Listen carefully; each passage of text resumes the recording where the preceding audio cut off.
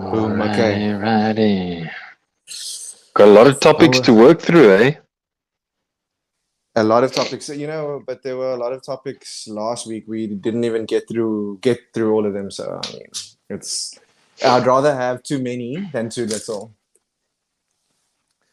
How was the No, weekend, fair sir? enough. How you feeling?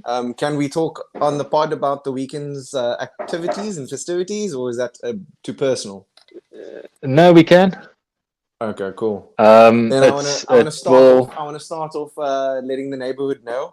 Mr. Stevens got the amazing news this weekend that he is going. Well, he already knew he was going to be a father, but now he officially knows that he's going to have a little girl. Yes, a little baby girl. Who's having a Kine, go? I don't know. So, Luke found out this weekend that he's having a Hey, baby daughter, man. congrats, sir. Congrats. How do you feel? thank you, thank you. Nah, I feel very good. I feel blessed. Um, I think she's gonna make me a lot softer than what I already am. So yeah, looking forward to the journey. For sure. And then obviously the questions on everyone's minds is how are you going to deal with guy interest? Damn. Well, that's what I'm hoping the pod's gonna help me with. So can Yeah, keep for those sure. tips in mind for the future. I It I takes a already told village. you. I already told you we need to do that reenact that scene from Bad Boys 2. Yeah, no, that was a brilliant scene. Actually, I want to watch that movie again just because of that scene. That one and Den of Thieves, the scene in Den of Thieves. That was also good. Den of Thieves didn't do it quite as good, but I mean, you're never gonna beat the original. You know what I mean? Yeah. True, true, true. I did want to ask you before we jump into it, Luke. Have you guys thought of any names? Yes, there are a few options, but I think we're gonna narrow it down to two, ideally, and then once we see the baby, then see which one's the right fit. That's cool. Are you comfortable with But sharing the options? Maybe we can start a poll. Yeah, we can have the neighborhood vote. being of the name needs to either be miracle or gift from God. So we're gonna get Oh, Nice. okay. about three or four options with that meaning, Nice. and then That's whatever interesting. I sounds don't think I've right. ever come So across. yeah, I don't think I've ever heard someone work it out that way. Like know what they want the name to mean, and then find the name through the meaning. It's actually a very yeah. interesting way of going about it. I think it's the I'm So not. right yeah, way I- also. I'm not surprised. I'm not surprised. But okay, now that we've got the congratulations out of the way, I just want to welcome you guys and the neighborhood to Pod 9. We're officially in our third month of doing this, and I feel like we're finally hitting a little bit of our stride, and we're getting a little bit of an identity going. How are Final you guys single feeling? digits. Did you guys have a good weekend? We obviously didn't see each other this weekend. hey, he'll be back. But I was yes, my just saying weekend now was good that and busy. we in Yeah, final carry on. final single digits. We're going to double digits next week. True. Okay, Lekker, lekker. I'm just gonna jump right into it. I'm just gonna jump right into it. Did you guys obviously you're aware of Becker? I don't know what country he's from, but he's the OG Nice soccer player who was found on a bridge in Nice, France, and basically saying that he's going to commit suicide, and they had to talk him down off this bridge. I don't think Nice have, because I have done some research, and to my knowledge, Nice have not come out and made an official statement with regards to what they're going to do with him going forward and how they're going to help him. However, they did say that they have cancelled their press conferences and stuff for the foreseeable future, Yeah. just so that they can look after the player and make sure that he, gets the help he needs. Are you guys aware of why he was on the bridge? No. There was a rumor. Well, Mm-hmm. they say it's a rumor. The Mm-hmm. people close to the player, that it had to do with a breakup. So that is correct. That is the official story that's been put out there. I think he's 22 years old, so he's still really young. Yeah. I do find it interesting that a breakup. with regards to someone that's in a position like him, which is obviously he's in the public eye, he's a professional footballer, so he's earning he's not earning a Premier League salary, but he's earning a good salary. And you just wouldn't think that a breakup, especially for a 22-year-old, is going to get him to want to take his own life. But for me personally, what I think it shows is, regardless of who you are, what you do for a living, how much money you make, mental health for men and women is a really serious thing. For sure. I mean, I think with regards to the relationship and him being like a professional soccer player, we don't obviously know the details of the relationship. I mean, it could be someone that he's known since he was like a small child, like a high school sweetheart type of buzz. Mm. And like you said, he is still developing as a man. But 100% money doesn't make you happy. That's a saying for a reason. And yeah, like I look at it as something that's quite amazing that he took it still that hard, because you always hear these stories of professional soccer players that are messing around, have different girls, and obviously this Yeah. woman meant a lot to him. So it's sad the outcome. I mean, he's obviously safe, right? He Yes, didn't yes, jump off yes. the They bridge. they Yeah. talked him down Okay. off the bridge. Yeah. Yeah, but But it's true what you're saying. I think what I would like to a final take on this whole situation is just that since COVID, I think people have been talking about mental health a lot more, but it just shows that regardless of how fine your friends may seem, check on them. But also, besides checking on your friends, if you're the person that needs help, talk to your loved ones. Lean on the people who mean the most to you, because if you're worried about being a burden and annoying people, or they won't be interested, if the people love you, you won't be a burden. You won't be annoying them. They'll be there for you. So yeah, to whoever I just in the want to neighborhood, yeah, go ahead. I just want to give some advice to the people on the other side, and this is something that I've learned in the past year. When someone's confiding in you, you don't have to have all of the answers. You don't oftentimes have to tell them what to do or how to get out of their situation. Sometimes the biggest help is just being there for that person and being a listening ear. So I think we oftentimes we encourage people to talk to someone in their circle, but I think it's also important that we remind people who are getting reached out to that it's not for you to solve. Sometimes you just need to be there for that person. I couldn't agree more. I think even not even sometimes, I would say most of the time, just be there for the person. Just be that shoulder to cry on or lean on. But let's move on to other news. Um, you guys have been keeping track of the story with Dwayne Keefe D. Davis. Did you guys Yes. the guy I who got did a little bit arrested of for? research. I also did a little bit of research. So I just want to update. Are you gonna go ahead, there, Q? Yeah, I just want to say something, right? So Yeah. Tupac got killed in 1996, right? So Mm-hmm. that Mm. is 27 years 27, ago. 27 years ago. Mm. This guy, and this case has been open for that long, 27 years. They made a break in the case in 2018 when this Yeah. idiot went to go start doing public interviews on him being in the car that Mm. was a part of the murder of Tupac, where the shots came from. So it just seems a bit like it's disappointing to me. Like it just shows the lack of real investment in the case, and also the fact that it took this guy basically outing himself for you guys to make a break in the case. That was the biggest thing that I took out of this whole thing. I mean, it was a bit of a shock to me. Like, obviously, upon researching what actually happened, so you guys know that Tupac and who was the Suge Knight were gotten, and a couple of other guys, they gotten into a fight at the MGM Grand or something, and they beat up this Dwayne Keefe D. Davis's nephew in at Yeah. the MGM Grand, and then that ultimately led to the retaliation of them shooting Tupac. But it does kind of boggle my mind how it would have taken them 27 years to get to the bottom of this case, especially when in Las Vegas, the law states that you don't have to be the one that pulled the trigger. If you were in cahoots or involved in the planning or anything, because that's how they got him now, because they believe he's the shot caller, because he was, I don't know if he still is, but he was the leader of the Crips back then, or some faction of the Crips. Yeah. But yeah, it is pretty insane. Like,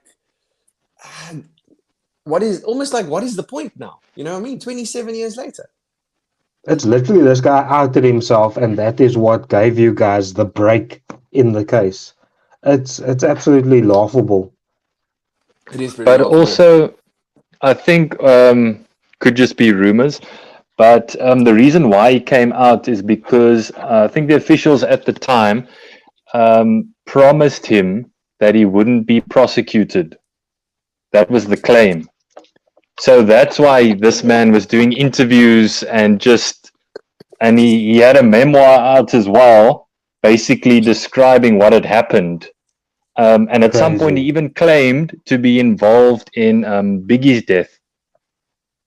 Yeah, and then he also speaks, about. He refers to it as a strict code that participants live, kill, and die by. Now, obviously, gang-related, I cannot relate to this type of mentality, but that because of Tupac and Biggie, their deaths were a result of this violation of this sort of conduct or this code. And then along with the alleged corruption of the law enforcement. That's what he said in his memoir. So law enforcement was involved in it as well. But also what's interesting to me, and this has been a long-standing rumor, is that P. Diddy was somehow involved in this as well. Because the rumor is that P. Diddy, when he was in California, hired this section of the Crips as his bodyguards. They basically did some security for them. So there is a bit of a link there, and yeah, I guess more will be revealed. Interesting. So guys, I've been looking at what's on the docket for this week, and I guess we could call this the relationship pod, but not the relationship pod in the sense of we're going to get in our feels, because we have a lot of interesting questions and things that we want to discuss this week. So leave the feels on the side. I'm going to start off by asking, what does it mean to you guys when a girl says, "I'm fine"? Has that happened to you recently? No, it hasn't. I think when a girl says she's fine, she's obviously not, but she's just not in the space to talk about it.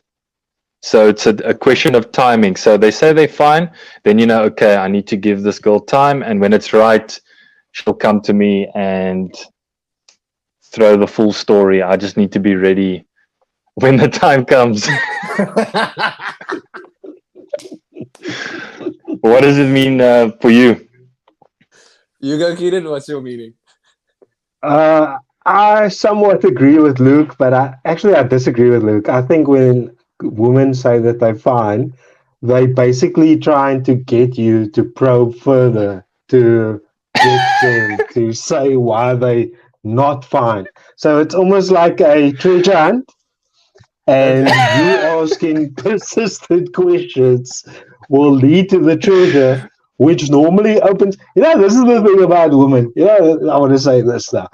They remember stuff from way back. Like the memory card is like about 20, 30 terabytes like of stuff that they'll bring out from back then. And it's crazy.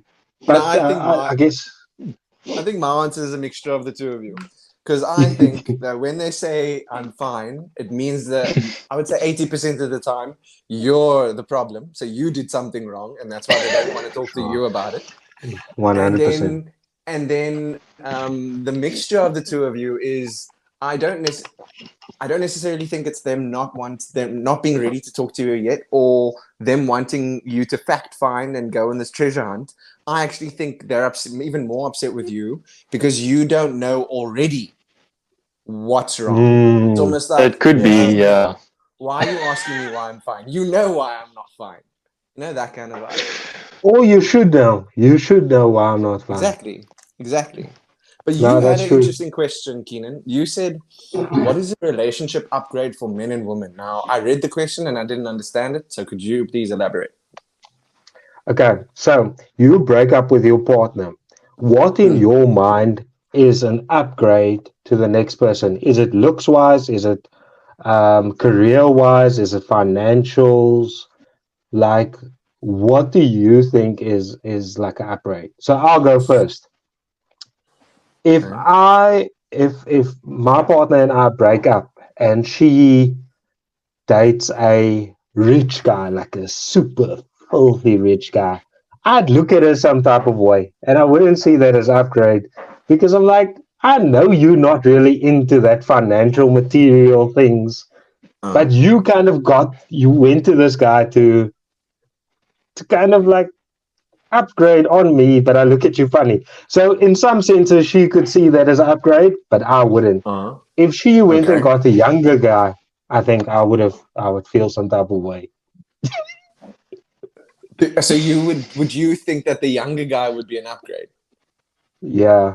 A younger, good looking guy. Like if this guy is far better looking than me, I'm like, "Poof, damn, Okay, she got okay. that one." Here's why I would throw a flag on the play for that one, is because okay, if he's younger and he's good looking, whatever. The thing is, or is he a good partner? Does he have life experience? Like, is he going to be able to hold a conversation with her? So, does just being a better looking and younger make you an upgrade? I mean, it's a different story if he's younger, more successful, better looking. You know what I mean? If he's better than you in every department, then Listen, maybe. listen. When you go through a breakup, you'll only see the Instagram version of their new relationship. So you True. don't know That's all true. of those things. What would True. hit you in the absolute feels? And I'm interested to hear from the woman as well. Like, what if? And let's talk about past experiences. Like that upgrade from the past relationship, and you've learned stuff, and you've realized what you do want and what you don't want. Is it looks related? Is it someone that can make a home? Is it someone that gets on with your family? Someone that doesn't? Um, but everyone's obviously trying to progress in their personal lives, in their relationships. So obviously, you go into the next person to upgrade. You know, okay. So you know what my answer would be? My answer would be it depends on what stage in your life you're in. So if we're talking like Mm. early 20s, then I think a better looking person, 100%. If the person maybe has a better job, that's the upgrade. But if you're in your maybe approaching your late 20s, early 30s and above, then I think the upgrade is, are they more compatible with you and are they a better partner for you? So like, is there a future with this person? Whereas clearly there wasn't Let because me you've broken up with the recent one. exactly. Let me give you some context as to where this came up from. So I Mm. was listening to another podcast, and basically, this NFL player was dating this woman, and she wasn't well known, but she was absolutely stunning. She's absolutely beautiful. Uh-huh. And he then broke up with this girl who he was with for a very long time. And now he's dating Taylor Swift. So it was Oh kind Oh, of like dear. Travis split on Kelsey. the, Travis Kelsey, right? yes, Yeah. yeah. So it was kind of a split on the podcast where some people said it's an upgrade because Taylor Swift has ridiculously more money than this girl and Travis Kelsey. And then other people were like, it was a downgrade because Taylor Swift isn't as good looking as his previous girlfriend. So I just thought it's interesting what people value or see as an upgrade. That is interesting. The thing is, for Travis Kelsey being an American football player, having a more wealthy partner, in my opinion, doesn't isn't an upgrade because you have your own money. So there's, unless you're poor and then you hit the jackpot by marrying a billionaire or a millionaire, then cool, that's going to upgrade your life. But he is rich in his own right. I mean, not as rich as Taylor Swift, but go ahead. Question. If his relationship with Taylor Swift gets him more money and more publicity, do you still think it's not necessary? No, because again, it depends on what he wants out of his next relationship. If he's looking for someone to get under so he can get over his previous partner, then it's an upgrade, because the next one is going to get him more publicity, which it already has, and if they get married or whatever, then he's going to have access to a bigger fund. However, if he's looking for a future wife and mother of his children, it's probably not an upgrade. It's probably a downgrade, because what's going to happen is, when celebrities date celebrities, there's a very bad track record of these things lasting, and it's probably because of all the options that they have. Everybody wants them. Yeah.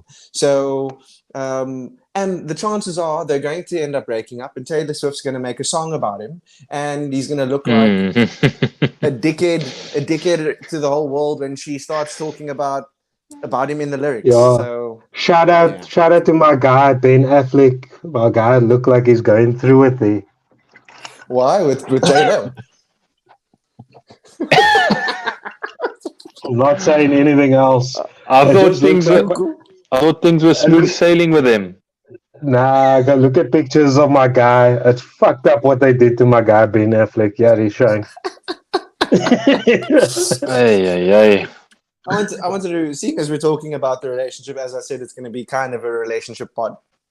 Do you guys believe in soulmates? No. Don't all answer at once, please. Damn. Okay. Was that a no for real?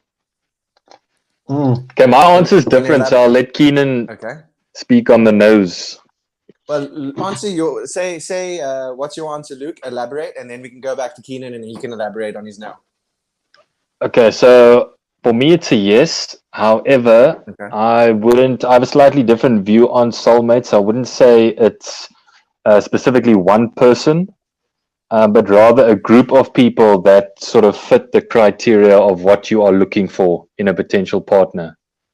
Because the chances, if it's one person, that you live in the same country, the same province, the same town as your soulmate is ridiculous. So yeah.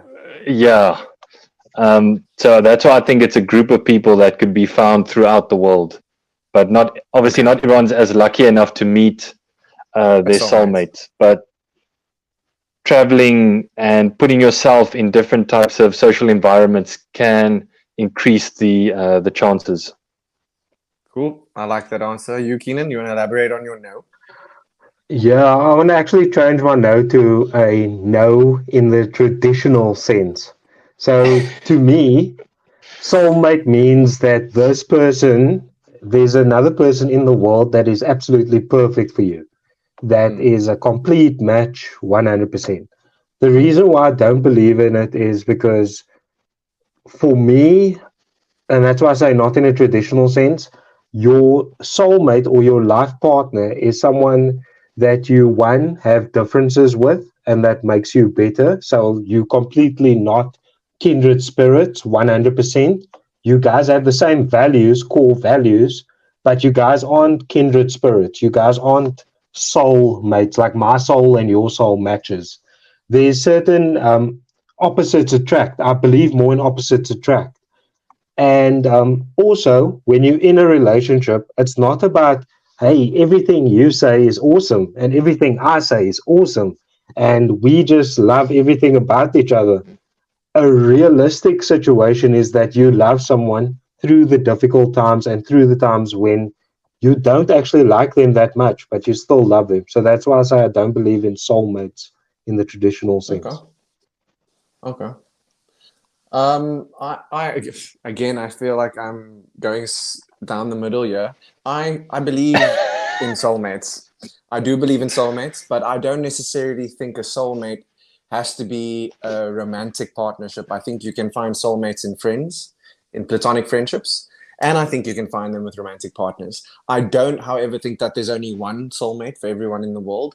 I think what a soulmate actually is someone who you meet in life, and you're like, ooh, I fucks with you, you fucks with me. Let's do this thing called life together. Whether that is platonic friendship or romantic relationship, I believe that is what a soulmate is. It's someone who, something in them and something in you, you guys are drawn to one another, and it's someone who you want to do life with. So yeah, For I do sure. believe in soulmates, but I also don't believe that there's one soulmate out there for everybody. Yeah. I mean, there's six Yeah, billion people in the world at the moment. Like, exactly. I think it's very unlikely. But that brings me to your question, Keenan, about critical things for you if you are in a relationship. Yeah. So as I was talking about like core values, Mm, um, again, I've heard that some people value financial stability as a core value. Some people value a your religion as a critical value in a relationship. Some yeah, people look at physical fitness as something that they're not prepared to negotiate on in yeah. a relationship. So I just find it very interesting. Like, I still need to think about it a bit. So I'll ask you guys, what do you find? Maybe let's each just give like three things or two things that we feel is a critical value or core value in our relationship or in our partner. So I'll go first. But when you say core value, could it even be something that you want out of life? For example, having children, and your partner needs to also be on board with that. Okay. 100%. So for me, I would say having children would be one of them. However, I'm not I'm not solely set on my partner having to be the mother. Like, we can adopt, in my opinion. So as long as I get to be a father, it doesn't have to be our child, like biologically. But as long as I get to be a father, I think that's important to me. I think career driven is also very important to me, and but not necessarily. I don't I don't need my partner to earn seven figures a year. I just need my partner to understand that I want to be the best at what I do, and I would just like my partner to have some iota of ambition, just so that it can. Like I said, she doesn't need to want to be the best, but I'm going to find it a lot more attractive in a person if they do have ambition. So I think ambition, being a parent, and I'm gonna have to come back to the third one. Luke, you want to take over because I don't want to think and take up time here. Yeah, so Keenan, you actually mentioned it definitely from a religious point of view, and then physical fitness, but I would maybe add health to that. So health and fitness, religion, and then as a third option, which isn't too necessary, but Nathan touched on it, the ambition with regards to your career, but I think more the principle of just growing in general as a person. That would be my third option or third I on just the want to list. touch on. I just want to touch on the physical fitness part, or like just maintaining your physical fitness. Like, a lot of people look down on that and they think it's a bad thing. Like, why are you so obsessed with the physical part of a person?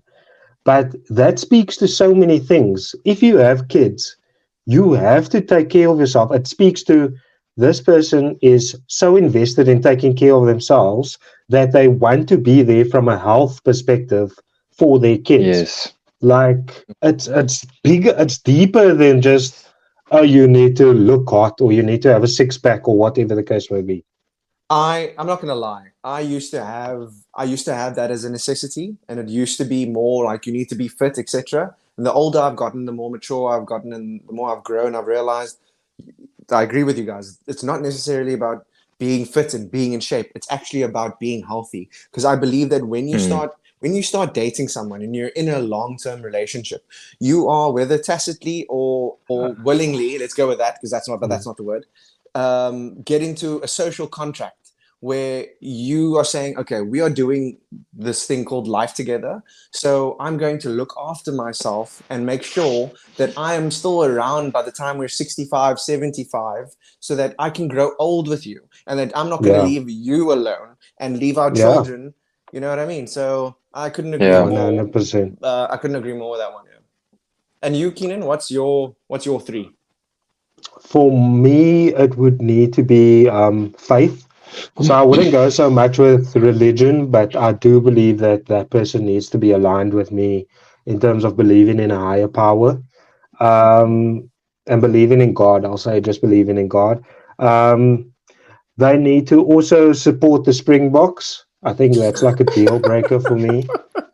And then thirdly, I would say, they need to. I think I just want to like add on to what you said, Nathan. They need to want to be with me. They don't need to be with me. I think that's like a liquor vibe that I get from my partner. It's like, I could do this shit without you. Like that's liquor to me. So yeah, I say ambition as well. I get what you're saying. So you're saying if the most, in a hypothetical situation, Candice and you never got married, you never met her. If the most beautiful Maori atheist girl walked through the door and said, I want to spend the rest of my life with you, you're not. You're not giving her. You're not falling for it. I mean, just like the fitness, it speaks to deeper than that. Speaks to more than that. I question your core critical values when you're a South African supporting New Zealand. Like, how can I even trust you? I said she was Maori. Nah, but still, we can leave that for Patreon. Yeah.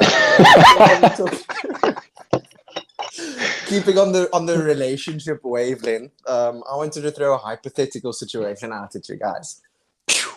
You are at an outdoor festival with your partner, and you are both married. So I don't really want to do your wives because that's obviously a more serious relationship.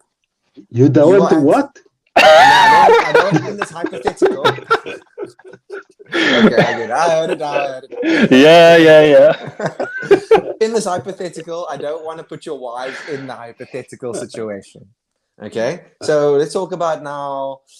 10 years ago, we're all 20, and we're at an outdoor festival, and you're there with your long-term girlfriend, and that girlfriend is not one of your wives, and you lose her as one can do at these outdoor parties. And let's say after half an hour, maybe an hour, you find your partner and she's vibing with another guy.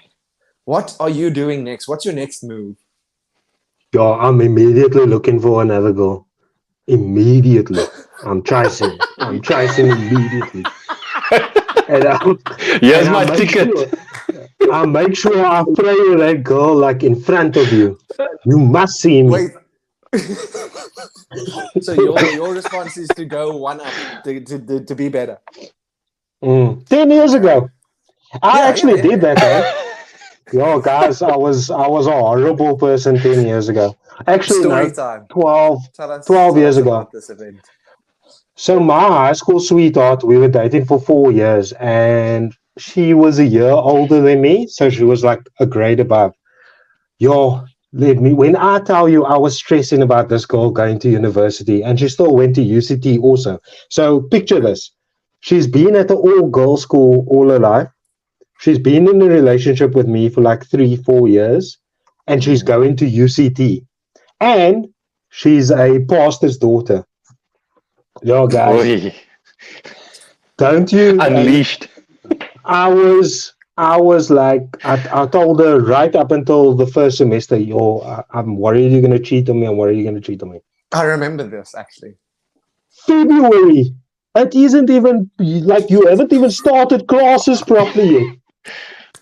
Wait, bro, don't you think this girl tell me at my grandfather's house, she phoned me, still on a landline that time, like, hey, I have something to tell you. No, let me take it back, actually.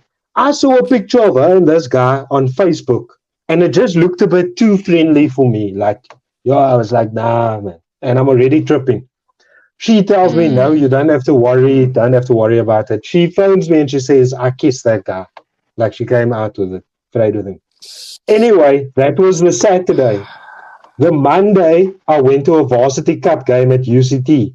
And I went to go fray with her best friend, or one of her good friends at UCT. that I knew smart me. I was a demon. But then they surely aren't friends anymore. Like, that's not a friend, right? Oh, no, that relationship ended right there.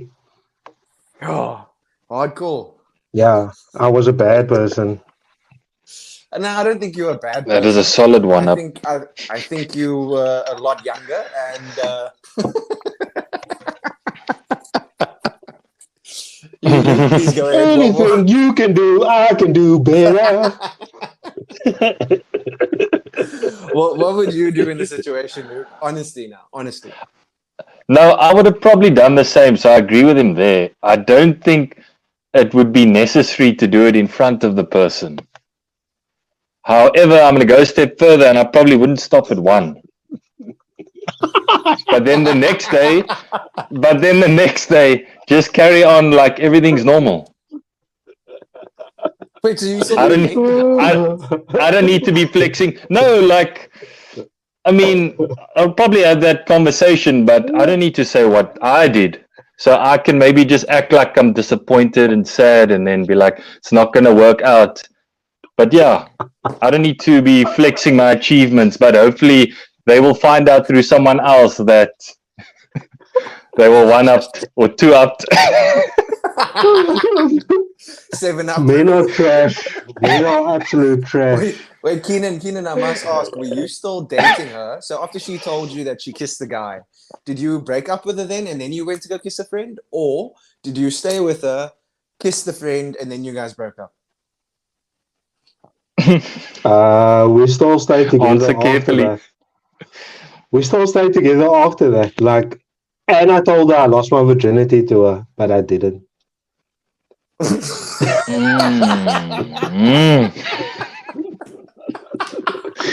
Damn. Well, hopefully she's not watching this episode. We all friends now. We can laugh about it. We can laugh about it. Enough time has passed. I'm not Yeah. gonna lie. I would probably get with someone else, but it wouldn't be to get them back. It would be to get my mind off of. However, I know that in that moment, neither of you mentioned this. I don't know if you would do this, but in the moment, I would walk up to him and her, Yes. and I would immediately like break up with her on the spot. I would be like, "Yo, I hope you. I believe you. Yeah, I hope you have a way of getting home because me and you are done. And enjoy the rest of your night and your life." Listen, I have this thing, and we're gonna use it going forward. When someone's talking cuck on the podcast, we're gonna say you party because I know for a fact you're not gonna do that. You're just partying at the moment. What are you talking about? I 100% would do that. Why do you think I wouldn't do that? To go. Okay, so picture this. You walk up to them. Sorry, excuse me, while they fraying. Excuse me. No. I just want to say that I am done with you and find your way home. I tried my best. I loved you as much as I could. And this is what you do to me. And There'll be more temper, much more tempers involved. I said vibing with someone. I never said the girl is kissing the guy. But I would 100% walk there. I would be very stern about it. And the guy would know, based off the look on my face, that if he said the wrong thing, I'd punch him right in his face. But I wouldn't acknowledge him. I would literally, and I wouldn't say anything more than this to her. It would just be, listen, I hope you enjoy the rest of your night. We're done. I hope you have a way of getting home. And then I would walk on. It wouldn't be, oh, I loved you. I did right by you. All this other stuff that you added. So wait, so you going straight for the chick. It's not a buzz of getting in between, get a bit physical with the guy so that he looks at you like, what the hell is this dude doing? Are you just No. going straight and telling her? I'm going straight. I'm going straight in telling her, and I'm gonna try and remain calm. Okay, go ahead, Keenan.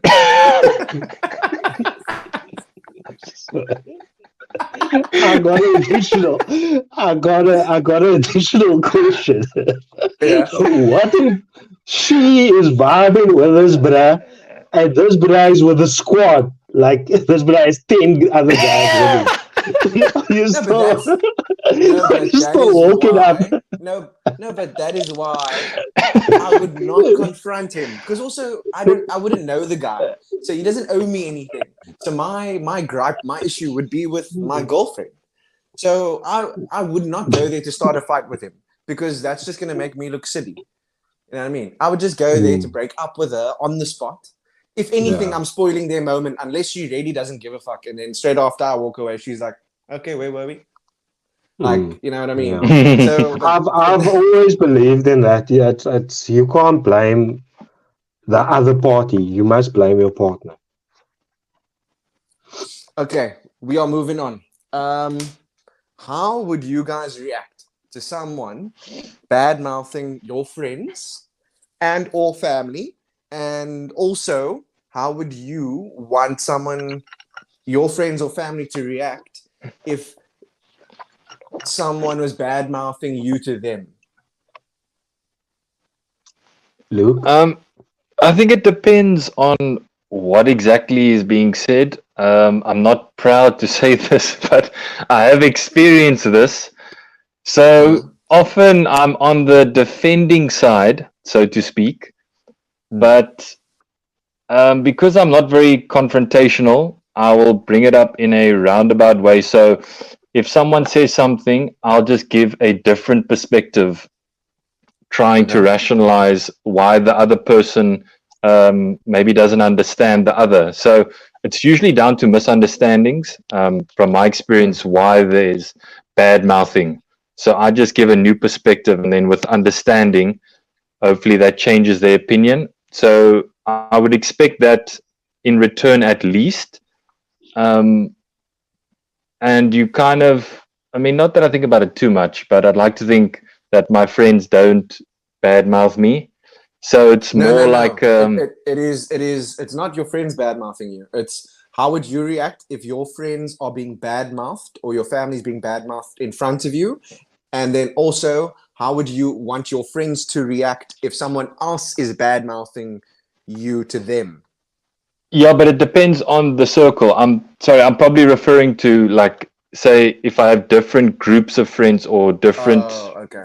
cliques. So with that specific example, then it comes like to the point where I'm like the middleman. And then at some point, if someone joins in on that negative conversation instead of giving a different perspective or defending. So it's just with that specific example. Yeah. But I think, yeah, a lot of the bad mouthing, at least in my experience, comes down to misunderstanding. But I'm not sure if you guys have experienced that, or what you would do in the situation.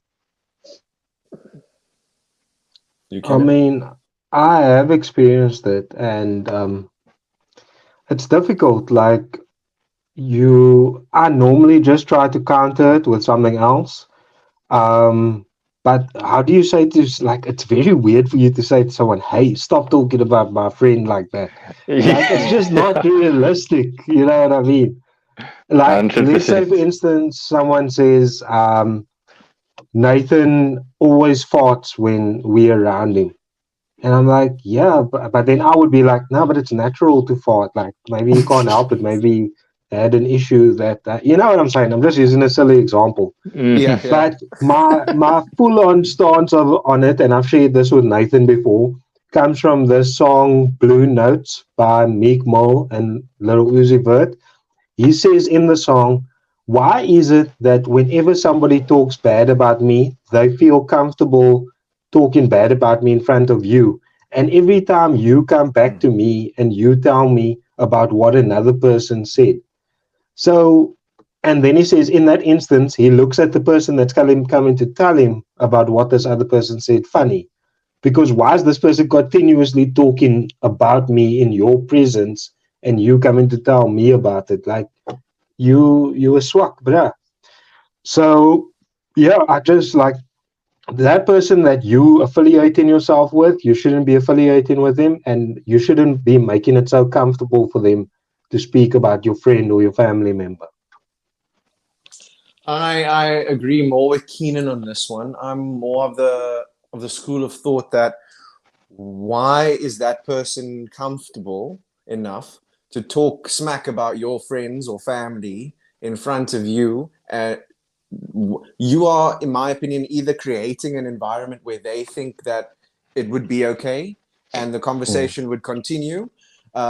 Because, for example, I know you said it's not weird. Hey, don't talk about my friend like that. But maybe it doesn't have to be come out in that way. Like, for example, let's say person A says, Keenan's swak because he does this. Like, to be honest, my response would be, listen, I know that you and Keenan may have your own beef, but just I'm not comfortable talking about either of my friends here in this situation. So, Hmm. yeah, you guys deal with it, but let's just not talk about my other friends when they're not here. So I would make it very clear that it makes me uncomfortable and I'm not okay with it. However, if it's someone that I don't know that is not a friend and they're talking smack about a friend, I may put them on their place, but I guess I can be confrontational in that way. Like I speak my mind. So if you say something that upsets me, especially if it's about someone that I love, I will I will more often than not put you on your place and tell you where to get off. I actually also have another diffuser for the neighborhood. Something Mm. that will also put people on their place is just saying to them, well, have you spoken to Nathan about what you feel?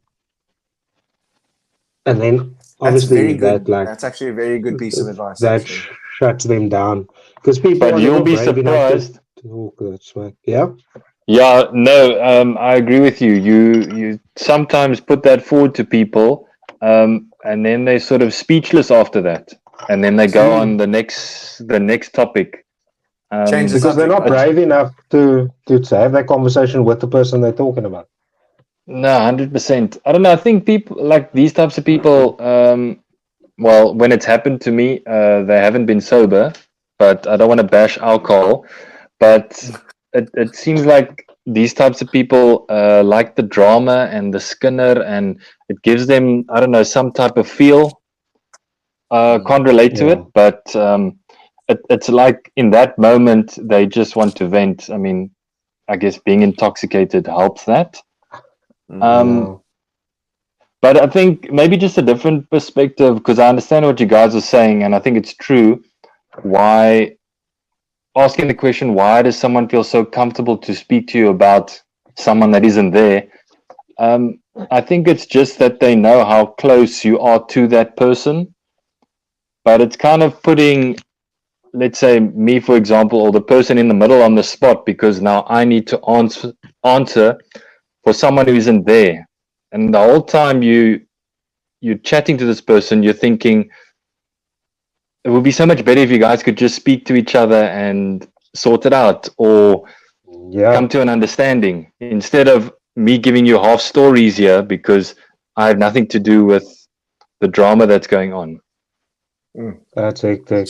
This actually brings me nicely into a segue into my next topic, and it's something that I've become very, let's say, ruthless about in recent years, and that is how protective are you guys actually of your energy? If you need me to elaborate on that, I will. But if you understand the question, then go ahead. I think elaborate. So what I mean by energy is, listen, not everybody in our lives deserves access to us. And Mm. some people masquerade as either friends or acquaintances or whatever the case may be, but they don't necessarily have your best interests at heart. And sometimes it's the closest people to you that don't necessarily want the best for you in every situation, or maybe they do want you to succeed, but they don't want you to succeed too much because then you're leaving them behind. You know what I mean? So basically, what I'm saying is, some most of the time, it's the people closest to you that don't necessarily always have your best interests at heart. So when you start to feel like someone in your company or in your circle, or maybe one of your friends, maybe your circle's big, and maybe you're getting this energy from someone where it's like, I'm not sure if this person likes me, or they act like they like me, but I get the sense that they don't necessarily want the best for me, or maybe they say like a comment here or there that is just kind of insulting, but they play it off as a joke, things like that, where you can just feel the energy is not right, or the energy is cuck, just simply put. So my question is, how protective are you of your energy? Are you of your time that you spend with others, and who you let have access to you? I mean, for me personally, I have a very small circle. So immediately when you explain that now, my first thought went to having that conversation with that person. So because my circle's so small, I've invested a lot of time into certain individuals. So if I do feel like this person is like chipping away at my energy and is not wishing the best for me, I think the first thing to do is at least have the respect for the relationship and that other person, to have the honest conversation with them. Um, but after that, like, you're not going to stay in a toxic relationship if it's not, even after you had the conversation and it's still not changing. So to me, if I've had the conversation with you and it persists, I think we have to go our separate ways. Cool. You, Luke, are you protective of your energy, or are you just easygoing? I'm probably leaning more towards easygoing. Like the people in my life is everyone serves a purpose, and I just allocate more time to the important people. So, and I don't feel like the negative people take over or change my mentality on certain things. It's just their time is sort of minimalized. Limited. So Okay. yeah, so I'm not too big on the whole energy, but I think when I'm critical of energy and vibes is more to do with lifestyle, but that could go hand in hand more with chemistry, but and I guess first impressions. So it's more meeting, let's say, new people where I'm stricter with energy. It might be a bit more harsh, but people that Yeah, I that know, makes it's like, sense. okay, I know this guy. We can also when you have things in common with someone. So it's like, okay, we both enjoy sport. That's where it ends. I'm not going to get closer. I'm not going to tell you personal things. Likewise, from your side, the relationship is what it is. So I think I sort of manage that quite well. But I'm a lot more harsh with meeting new people. Okay. And I just want a follow-up question for you, Keenan. If you were taught, you obviously spoke about the fact that your circle is small, so you were using the example of people that you've already invested a lot of time into. If they started to give off a certain type of energy and made you feel a certain type of way, you would speak to them, and I completely agree with that. But what are your thoughts on someone that's maybe on the peripheral and on slightly on the outside of that inner circle, someone that's maybe not necessarily a close friend, but someone who you see on an occasion, someone who Luke would have just described them as someone that he has something in common with, but they get less of his time because they're not one of the close ones? How would you then deal with that situation? Would you still talk to them? I mean, we've spoken down, or we've said a lot of like critical things about social media. But one thing that I want to take away from the analogy of social media is, how many friends do you have on Facebook? How many followers do you have on Instagram? I have a private account on Instagram, but I have like 200 plus followers. All of those people get to see what I want them to see. Like anything that is near and dear to me, those people don't get to see. So in using that analogy, I would answer your question as well. Like those people that are on the peripheral and they're there for a good time, or they're there just for the vibes, whatever the case may be. What, like Luke said, if they fulfill a certain function in your life, just keep them there. They don't need to be. They don't need to get to see the deeper and more honest side of you. You don't need to invest in your secrets and what you're struggling with them. Just keep them where they need to be. I'm going to be very honest with you guys, yeah, and I think that this is something that I still I'm going to use the word struggle with. I feel like I haven't found the balance with regards to. Don't get me wrong, I have certain people that play a certain role in my life and who aren't necessarily a part of the inner circle, if you will, the circle of trust. Um, but and I'm cool with them and stuff. However, when it comes to if I pick up some sort of shitty energy, and this probably started probably in COVID. If I pick up some sort of shitty energy, and I'm not talking about the ones that I love and the people that I've already invested time in, I'm talking about like if it's someone on the peripheral. I have this, and I don't know if it's a bad habit, but I do it, and I cut them at the knees. Like they just won't hear from me. They'll send me a message, and they won't get a reply, or they won't get invited to out with me anymore, and I'll just be a ghost in their lives, basically. They're like a guy they used to know. And the thing is, yeah, go ahead. I'm sorry to cut you off, but I don't think there's any like right or wrong answer to it. I think you need to do whatever works for you. So I think you and I are maybe different in that sense. There's someone that I had a very close relationship with that, like, if I'm going out to a club or whatever the case may be, my mind would still go to maybe inviting them with. And it's like, that's what works for me because I can keep that person in that specific moment. We can reminisce about the times we were in varsity and whatever the case may be.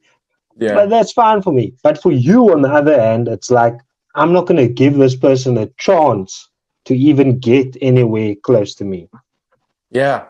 And I don't know, like I guess what you said is it's neither good or bad. It's there's no right or wrong way of going about it. But I guess that's where I'm completely different to you guys, where I've become so strict with who I let into my life. Because I'm admittedly a very emotional person. So I take things very personally. I get really upset by certain behaviors or certain things are said, and I'll sit and I'll think these things through in my mind. And sometimes I'll upset myself even more because I'm dissecting, why did this person say this? Why did this person do this? And then I will normally come to the conclusion of, nah, this person doesn't deserve to be a part of my life. And also I don't want to be wasting my time dissecting this person's behavior. Like I could be using that energy on far more positive things in my life. So for me, the easiest way to deal with that is to just discard it. Now I don't have to think about it. It's no longer a part of my life. And that works for you. And that works for me. Listen. Sorry, go ahead. No, go. No, however, as what you said, if it's someone that I love and there has been an underlying relationship, I physically cannot just throw that away. I will feel compelled and I will need to have a conversation. And even if after a conversation happens and they don't change, I still won't be able to just throw it away. I would have several conversations with the person. And I've been in this situation before where I have had several conversations with a close friend, and I try to get them to where, like, I try to get the situation to an amicable place where we can, rebuild and start afresh and start anew. And I was just, might as well have been talking to the wall kind of thing. Yeah. But at least you're practicing what you preach.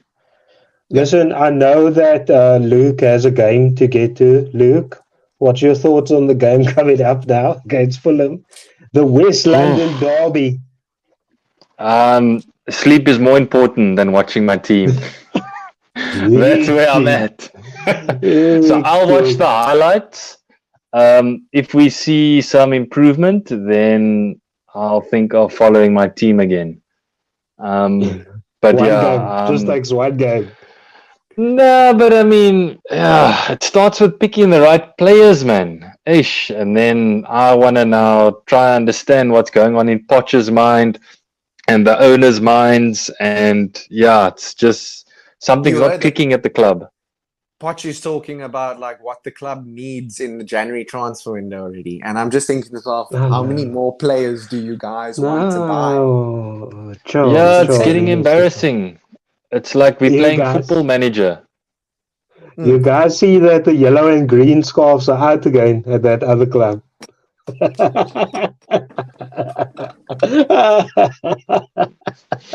They're such idiots, like How do honestly. you just before we go, I did want to bring up this whole thing with Liverpool and the offside that happened and the disallowed Diaz goal because Liverpool have now requested to get the audio from the VAR and the ref because they want to hear what actually happened Oh my word. and took place there, which I think is good because there is transparency Why? lacking with Why?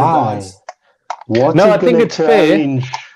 What's it No, gonna no, no. It's change? Not so that it can change the result or anything that has already happened, so that it could potentially change things going forward. Because we all must admit, VAR is not working. It's not gonna change. Like I can talk about this because I was here last season with Twice, Brentford's goal being allowed. twice. I don't know what the other situation incident was. Just continue. I'll send it to you afterwards.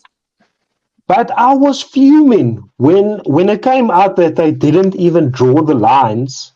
I think they didn't draw the lines, or they drew it in. No, they didn't draw the lines.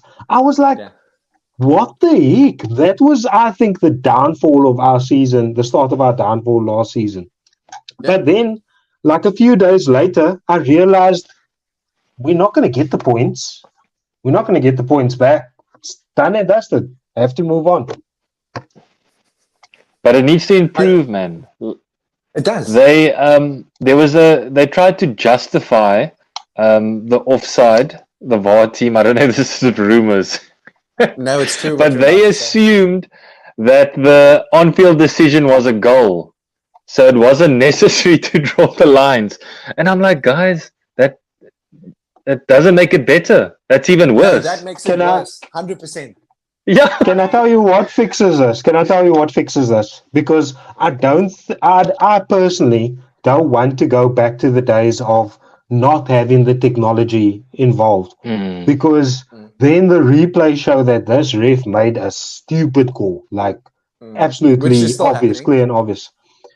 Yeah, but what I think will fix it is if they adopt what's happening in rugby, where you can hear the TMO and the ref speak in real time. I think that would help this a lot. But that's what I'm saying. If Liverpool request the audio to hear what's actually happening in the VAR room, that can now be implemented going forward. That, But like it's with too rugby, late we now. can hear the going forward, we can hear the conversation with the VAR and the ref and hear what they're actually saying. So, like rugby, As it they're being more happens. transparent Yeah, as yeah, it yeah, yeah. happens. I I don't know agree. why I they agree. don't Because do maybe it. okay. Why they don't do it sooner? I can actually see it happening. Maybe not next season, but 2 seasons time. They're gonna come up with this. They're gonna sugarcoat it like it's this amazing idea that now they're gonna be more transparent. You can hear the conversation when rugby's been there all along. Um, Mm. but it's embarrassing why they get some of the decisions wrong. And I mean, I don't know if it's going to be another solution, but somewhere I read where they said they need to get ex-professional footballers in the rooms. I don't know No, if that's maybe going to help with. Baron Ben said he would go into the VAR room and he would ref. I don't want I that. mean, yeah, Like, there's a bit too much possible bias that could come with that. Like, Exactly. Imagine yeah. Gary Neville in the refereeing booth. exactly. He's the first person that came to mind. Listen, I have a question for you guys. Do you guys remember the World Cup offside technology where it shows I like was the gonna bring that actual up. I was gonna bring that up. man? Yes, I do. Like they didn't want to adopt that in the Premier League, and I'm thinking like that is far better than the stupid lines that you guys have drawn. There wasn't a single controversial offside in the World Cup with that technology, Yeah. and they offered it to the Premier League, and the Premier League referee said, "Nah, it's cool, we're good." No, they're not good. They're not good at all. They are terrible. Okay, gents, we have now been podding for an hour and 5 minutes. Is there anything you would like to say to the neighborhood before we leave? I would just like to commend our hosts. Like the transitions in today's episode was unbelievable. Like you can see you becoming a true professional. So I'd just like to give a shout out to our hosts and then shout out to the neighborhood as well. Thanks, man. Thanks, man. You, Luke, do you want to say goodbye to the neighborhood Yeah. for 1 week? No, the transitioning was definitely a lot smoother. It's getting more natural. Big ups to you guys. It's flowing and to the neighborhood. Hopefully we helped you guys today, made you laugh, made you think about a few things. Any comments you have or any questions, get involved. We don't judge. It's a safe space. And enjoy the evening. Lekker, Cool. man. Yeah, that was a nice one. I just want to say thank you to the neighborhood for supporting us another week, another pod. I want to say PSA that we are not sponsored by Body 20. Just my handsome colleague over here just works there. And We will get sponsored. I can make a plan. Clarifying sponsorships already.